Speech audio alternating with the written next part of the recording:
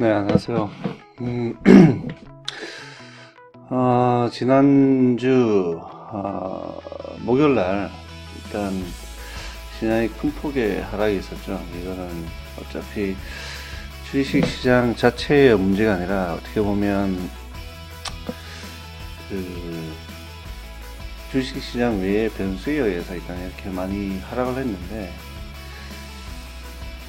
생각보다 일단 하락폭이 컸던 것 같아요. 그 상황을 보면 사실은 시장이 이제 오픈하고 나서 일단 얼마 전까지는 일단 수급이나 아니면 그 상황 자체는 그게 나쁘지는 않았는데 마지막에 이렇게 그 북미 협상이 결렬이 되면서 일단 이렇게 많이 매도가 있었습니다. 하지만 이게 뭐랄까요, 다시 말씀드리지만 이게 이제 주식 시장의 자체의 어떤 이슈가 아니라 어떻게 보면 그 북미 협상의 결렬로 인한 어떤 기대 심리의 어떤 붕괴, 그럼으로 인해서 대부분 이제 남북 경협주랄까 어떤 그렇게 묶였던 부분들이 많이 이제 하락을 하게 됐는데, 글쎄요. 저는 좀 약간 이게 좀 과하다는 생각도 좀 어느 정도 일부분 좀 들고요. 그리고 이런 부분은 사실은 항상 느끼는 거지만 참 이게 대비를 하기가 상당히 쉽지가 않다라는 생각이 좀 많이 듭니다. 그럼 이럴 때 우리 투자는 어떻게 해야 될지에 대해서 좀 고민해 볼 필요가 있는데요. 뭐 코스닥 같은 경우는 사실 어떻게 보면은 장중 내내 이제 이렇게 양봉을 만들어내다가 마지막에 이렇게 했는데, 어쨌든 뭐 그 상황 자체는 일단 비슷해요. 근데 일단 먼저 이 그 주식시장에 대해서 일단 그 분석을 해보고 그 다음에 한번 어떻게 하는 게 좋은지 일단 한번 살펴보도록 할게요. 먼저 이 수급으로 보는 어떤 시장 자체를 보면 지금 현재 상황으로 보면은 기관은 뭐 일단 계속 그 매수를 받아주고 있고, 외국인이 일부 이제 이렇게 크게 특별히 이제 지난 목요일 날에 2,000억 가까이 매도를 한 것으로 나오고 있어요. 그래서 외국인이 매도를 한 걸 기관이 이제 거의 받은 그런 현상인데요. 지금 그럼에도 불구하고 이제 그 기관이 받은 게 너무 많다 보니까 일단 개인은 계속 마이너스, 그러니까 매도세로 계속 유지하고 하고 있어요. 뭐 일단 지금 수급별로 보면 그렇게 뭐 나빠 보이진 않아요. 나빠 보이지 않는다는 이유가 일단 그래도 이 주식시장에서 메이저 수급들이 아직까지 순수한 어떤 매수세를 유지를 하고 있고, 무엇보다 개인 매도세가 계속 나타나기 때문에 뭐 그렇게 나쁘지 않아 보입니다. 그래도 일시적인 충격에 의해서 이 정도까지 이렇게 받아준 거 보면 뭐 크게 뭐 흔들림이 없지 않나 라는 생각이 듭니다. 그리고 이제 각각 섹터별로의 어떤 상황을 살펴보면, 이게 제가 이제 일주일 전에 이제 얘기할 때는 대형주 위주의 시장이었지만 지금은 어떻게 보면 중형주 시장으로 흐르면서 이 수급이 코스닥으로 이렇게, 그러니까 중형주가 집중이 되면서 코스닥주에 관심이 많아졌던 어떤 그런 부분이 되는 것 같은데, 섹터별로 보면은 먼저 이제 화하고 의약품 쪽이 아무래도 이렇게 계속 아직까지 유리한 것 같고요. 특별히 이제 의약품은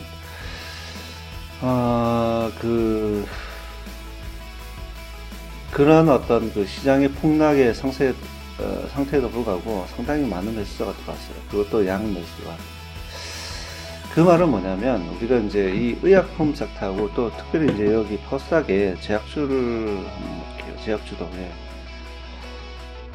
어떻습니까? 이 코스닥에 들어온 대부분의 어떤 그 수급이 어디에 포커스되어 있냐면 제약에 대해 있어요. 제약, 그 다음에 의약품. 일단 지금 현재 남북미 협상이 결렬이 되면서 어떤 현상이 일어나냐면, 뭐, 그 전에 뭐, 북미 협상이 결렬이 될 거라는 어떤 그런 모멘텀을 알고 있었던 부분을 뭐 외국인이라고 치다 하더라도, 어쨌든, 이 남북 경협이나 아니면 내수주, 아니면 건설업을 좀 지나서 이 의약품 쪽에 많은 포커스를 하고 있지 않느냐. 그러면 지금 우리가 고민을 해야 될 게 뭐냐면, 앞으로 이제 향후 한 일주일, 앞으로 일주일, 이주일이 될지 일단 모르겠지만, 북미 협상 결렬 이후에 어떤 그런 그 영향이 좀 사라진다고 해야 될지, 아니면 좀 안정화될 때까지는 어쨌든 우리나라가 지금 확실하게 이제 밀고 있는, 뭐 정책적으로도 밀고 있죠, 그렇죠? 그래서 의약품하고 제약 쪽을 당분간 많이 집중을 해야 되지 않을까. 그렇다면 그럼 내가 지금 이미 이제 가지고 있는 다른 업종들은 어떻게 해야 되냐? 사실은 일부 차익 실현이나 아니면 약간의 그 저가가 형성되기 전까지는 일단 홀딩하고 있는 전략이 유효하다고 봅니다. 왜냐하면 이렇게 갑자기 하락하는 경우에는 또 반등세도 분명히 있거든요. 그래서 반등이 있을 때 일부 차익 조절을 하고 밸런스 조절을 좀 할 필요가 있고, 지금 당장 뭐 이렇게 크게 우려해서 일단 막 패닉하듯이 던져야 될 부분은 아닌 것 같다는 생각이 듭니다. 그래서 의학하고 화학, 그 다음에 제약 쪽을 중점을 두되, 다른 포트폴리오에 대해서는 좀 더 냉정하게 좀 조심스럽게 대응을 해야 되지 않을까. 그 외의 섹터를 이제 또 보면은, 전기전자는 일단 확실하게 지금 이제 매도 사인이 될 것 같습니다. 그리고 운수장비 유통업이 일단 지금 현재 계속 수급이, 특별히 이제 기간이 수급이 많이 들어오고 있어요. 그 다음에 운수창고해서 이렇게 들어오기 때문에 이쪽도 이제 좀 눈여겨봐야 되겠다. 코스닥 같은 경우에는 이 제약을 제외한 다른 종목들은, 섹터는 보이지가 않아요. 심지어 이제 반도체나 IT 부품조차도 좀 많이 수급이 꼬여 있는 상태로 흘러가고 있어요. 그래서 제약 외에 코스닥을 볼 만한 부분은 보이지 않는다. 그리고 코스피 같은 경우에는 화학의약품이지만 일단 운수장비 유통업, 운수창고를 봐야 되겠다. 그래서 다음 주의 전략은 어떻게 되냐면, 일단 그 의약품하고 제약주를 좀 중점적으로 일단 관심을 가져야 되겠고, 관심을 가진다는 말은 그쪽에 이제 매수를 고민을 해 봐야 될 부분인 것 같고, 다른 종목들에 대해서는 지금 이미 가지고 있는 포트폴리오에 대해서는 반등이 좀 분명히 있을 겁니다. 그런 어떤 부분이 있을 때 차익 실현을 한다라고 일단 전략을 가지고 나가야 되겠습니다. 그러면 그 섹터의 흐름대로 일단 제가 이제 이걸 미리 이제 설정을 해놨는데, 지금 보면은 화학하고 의약품 쪽은 계속, 그 다음에 제약 쪽은 계속 이렇게 나가고 있어요. 그래서 이 부분만 일단 신경을 써서 일단 가야 되겠다. 그 다음에 위에 이제 이 지수, 섹터별 지수를 본다 하더라도 지금 뭐 다 마이너스예요. 다 마이너스인데, 전기전자가 뭐 아직은 있지만, 하지만 의약품이 일단 섹터 자체는 이제 많이 전 고점 대비 많이 하락되어 있기 때문에 아마 차익 실현에 대한 욕구는 거의 없을 거라는 생각이 들기 때문에, 이쪽에 중점적 매수자가 들어온다면 이쪽에 가담을 해도 충분히 부담스럽지 않은 위치다.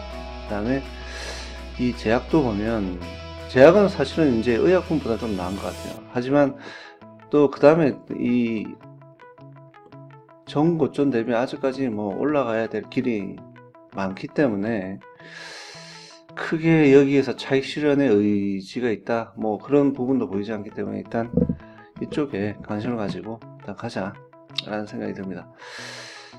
그래서 일단 관심 종목을 좀 일부 살펴볼게요.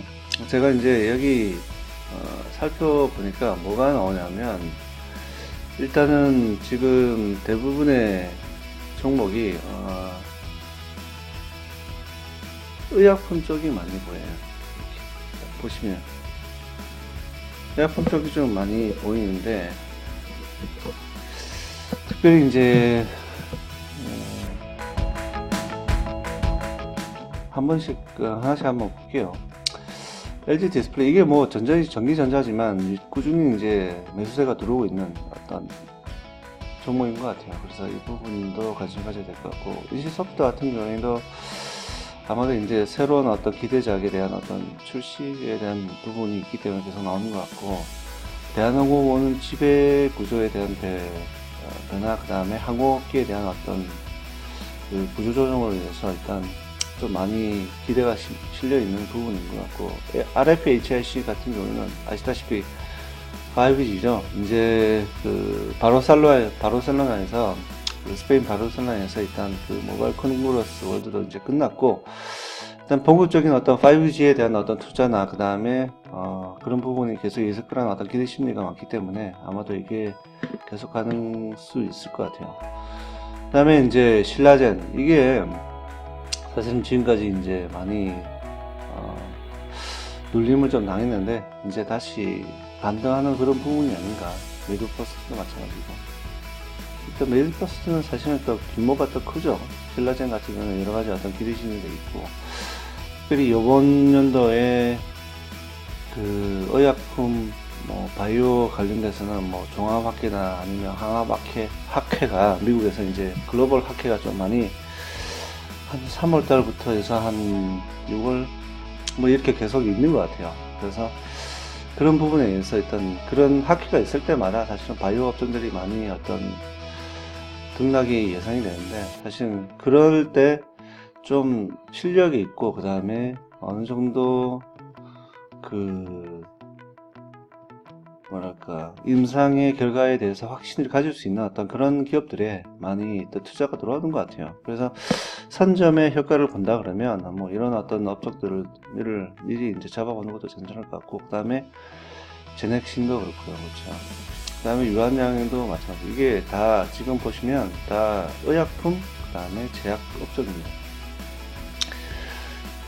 휠라 코리아 같은 경우에는 지금 이것도 이제 다시 들어오기 시작했는데, 사실은 이 글로벌에 대한 어떤 그런 확장성에 대해서 계속 가져가는 것 같아요. 휴원스도 네, 괜찮아 보입니다. 제이콘택트리, 이제 이게 오락 문화 쪽인데, 글쎄, 이거는 좀 더 두고 보시죠. 네, 펩트론, 이것도 제약의약품, 그래서 관심을 가지고 가져가야 될 것 같고, 규절도 마찬가지고요. 그렇죠. 이마트 넘어가고, 한국미아 넘어가고, 아모레퍼시픽, 화장품, 그러니까 화학 업종 중에서 특별히 이제 화장품 쪽은 좀 좋아질 그런 어떤 부분인 것 같아요. 이제 하도 많이 내려왔기 때문에 이제 올라가야 될 길만 남은 그런 부분이 아닐까. 부강약품은 좀 더 지켜보시고, NGK 생명과학도 괜찮아 보이고요. 오락 문화 쪽에 W게임즈, 이것도 이제 여러 가지 그 출시에 대한 어떤 그런 부분 때문에 계속 올라가는 것 같고요. 파맵신, 이것도 괜찮아 보입니다. 한미약품, 영진약품도, 네. 그러니까 이게 지금 보시면 거의 대부분이 이 제약의약품 외에는 거의 보이지 않습니다. 여기까지 이렇게 GTBNP 보시면. 그래서 이게 당분간 이제 남북 경협은 어차피 이벤트의 부재로 인한 어떤 많은 조정이 변동성이 많이 커지면서 또 조정이 불가피할 거라고 일단 판단이 되는데, 그러면 우리나라에 투자하고 있는 외국인이나 기관이 어느 섹터로 갈 것인가, 그 분명한 것은 일단 의약품 쪽하고 제약 부문은 우리나라가 상당한 어떤 기술력과 그 다음에 기대 심리가 많이 있는 곳이에요. 그래서 또 그만큼 또 나라에서도 나라에서도 그런 부분에 대해서 많은 어떤 고려를 하고 있고, 그 다음에 국책으로 선택을 해서 일단 여러 가지 도움을 주고 있기 때문에 이쪽은 좀 지금 먼저 여러 가지 어떤 어려움이 있지만 일단 좀 기업이 기업 분석을 통해서 좀 괜찮은 기업들, 그 다음에 앞으로 임상을 통해서 어떤 좋은 결과가 나올 수 있는 어떤 그런 부분들을 파악을 하셔가지고 투자를 하는 게 맞다라는 생각이 드네요. 그 다음에 한미사이언스 3천당 이 정도 마찬가지죠. 그쵸? 그 다음에 여기 CJ ENM하고 아까 위에서 봤던 것 중에 J-콘텐츠리, 그러니까 J-콘텐츠리와 CJ ENM 같은 경우는 오락문화 쪽인데 아마 이 두 부분에 대해서는 좀 더 확인할 필요가 있을 것 같아요. 화장품이 좋아진다면 이런 어떤 오락문화 쪽도 결과적으로 일단 중국하고의 관계를 통해서 일단 좋아질 수 있는 부분이 있지 않을까라는 생각이 들거든요. 그런 부분을 보시고, 그 다음에 에크론 이것도 보셔야 될 것 같고, 그 다음에 엘빌 바이오는 좀 더 지켜봐야 될 것 같고, 대웅제약도 괜찮아 보이네. 그래서 이렇게 이제 추리다 보니까 이렇게 이제 나왔습니다. 이 말은 뭐냐면 이 우리나라 주식시장이 지금 그러니까 여러 가지 어떤 북미 협상의 결론으로 인해서 조정을 심하게 받을 때 외국인들 또는 기관이 매수한 종목들이에요. 그러니까 일단 투자의 방향을 우리가 볼 수 있는 거죠. 다시 말씀드리면 이런 종목들이 지금 여기 보시면 이런 그러니까 이 큰 폭락이죠. 큰 조정이죠. 이런 어떤 조정이 있을 때 매수한 종목들이 이런 종목들이라는 겁니다. 무슨 말씀인지 일단 아실 것 같고, 그렇다면 일단 지금의 흐름을 일단 어느 정도 마음에 가지고 그걸 좀 계속 매집을 해 나간다든지 아니면 방향을 본다면 좋지 않을까라는 생각이 듭니다. 지금 이제 계속 말씀드리지만 여기에 우리가 봤던 것 중에 섹터가 지금 이제 분명히 어떤 변곡점을 통과하고 좀 변화가 있는 것 같아요. 그래서 변화가 있는데 그 변화를 어떻게 받아들이고 어떻게 이제 우리가 대응을 할 것인가에 대해서는 좀 남아있는 아직 주말이지만 남아있는 이 시간 동안 좀 곰곰이 생각해야 될 부분이 아닌가 라는 생각이 듭니다. 그리고 그 포트폴리오에 대한 어떤 재조정도 분명히 필요한 부분이다 라고 생각이 듭니다. 여러 가지로 또 일단 확실치 않은 부분이 좀 많다 보니까 힘드실 텐데 그럴 때일수록 좀 더 기준을 가지고 내가 어떻게 투자를 하겠다, 그 다음에 남들과 같이 진짜 패닉 속에서 빠져가지고 헤매기보다는 올 때까지 끝까지 갖겠어 이런 어떤 포트폴리오에 대한 어떤 리밸런싱을 할 수 있는 기회를 놓치기보다는 그런 리밸런싱을 필요한 부분이면 좀 약간 그러니까 아픈 부분이죠. 손익이 좀 약간 떨어질 수 있지만 그것도 리밸런싱을 통해서 다시 회복하는 어떤 그런 작업들을 많이 해야 되겠다라는 생각이 듭니다. 네, 주말에 이렇게 다음 주 전략까지도 한번 생각을 해봤는데 주말에 좀 더 여러 기업들을 한번 특별히 이제 제약하고 의약품 쪽을 한번 보시면서 다음 주 전략을 함께 이렇게 고민해 보시는 게 좋을 것 같다는 생각이 듭니다. 네, 그러면 또 내일부터 또 계속해서 영상을 또 통해서 또 만나 뵙겠습니다. 감사합니다.